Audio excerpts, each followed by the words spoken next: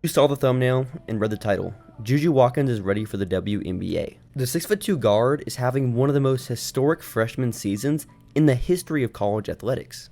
This may sound crazy, but Watkins is not only averaging the most points by a freshman in the history of Division I women's basketball, but the most points by a freshman, men or women. Today, I want to dive deeper into what makes Watkins such an impressive prospect, not only as a scorer, not only as an on-ball creator, but what she can do on both ends of the floor. When I'm watching Watkins, there's one word that I say in my head after every pull-up jumper, off-ball relocation, or heady passing read: smooth. To start it off with her on-ball creation, Watkins is already one of the best isolation scorers in the world. Yes, I said that. She's so compact with everything she does. Her jumpers are so in rhythm. She keeps her mechanics simple. And if you leave her on an island with a lot of space to operate, she'll take her time, play to her speed, and cook you off the bounce. Sit back, grab some popcorn, and enjoy some of these Watkins buckets for a minute. They're just so fun.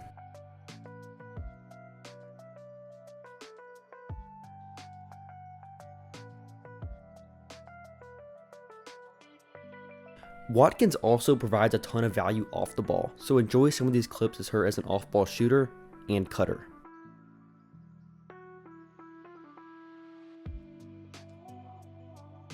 To be completely transparent, when I started my film dive on Watkins, I wasn't too impressed with her passing ability. Not that it was bad or anything, I just didn't see any advanced reads with her game.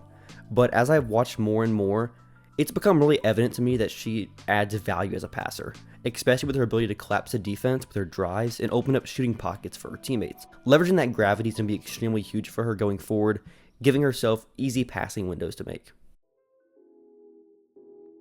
Everyone loves some numbers, right? So, Watkins is the only Power 5 player over the last decade to post a 4% steal rate and a 4.4% block rate while also running a 30% usage on offense.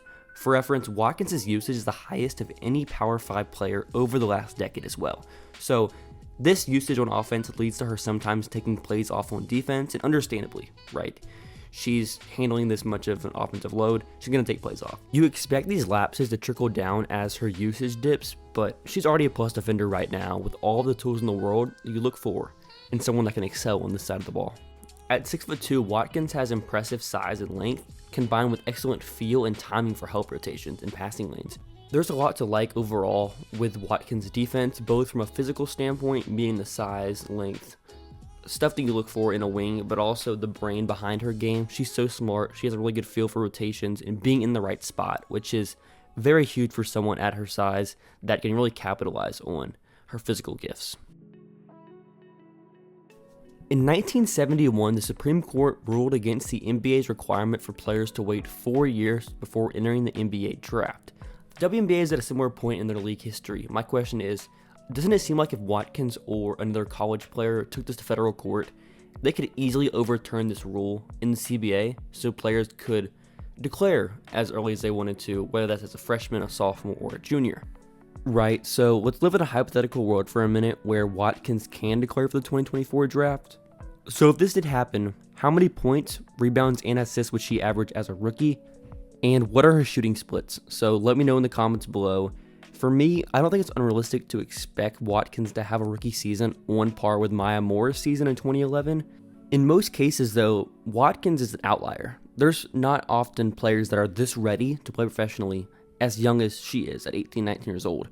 So if you compare this to like past drafts, for example, last year, I don't even know if there's one freshman that was ready to play professionally. So there's downsides to this. I understand having the viewpoint of either side, but having players in college longer has definitely shown to improve the women's college basketball game. If you compare it to the men, there's just no stability in stars either. So keeping stars in the game for 3 to 4 years is definitely good for the sport overall.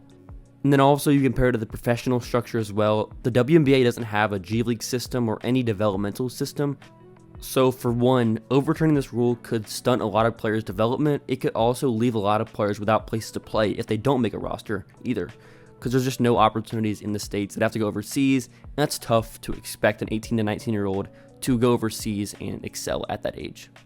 After weighing the pros and cons of each side, I just think that giving college athletes the option to choose whether they want to be professional athletes right now and earn a living wage playing the sport. It should just be up to them, in my opinion. But let me know in the comments below what you think about this, and also what you think about JuJu Watkins' prospects and what she would average in the WNBA today. If you enjoyed this video, I would appreciate it if you hit the subscribe button. On the road to 1,000 subscribers. I've got a lot of fun content coming on the way with March Madness, conference tournaments, the draft, just all of this stuff coming up. So if you want to join me on this journey, I would greatly appreciate it. I hope you guys have a great day.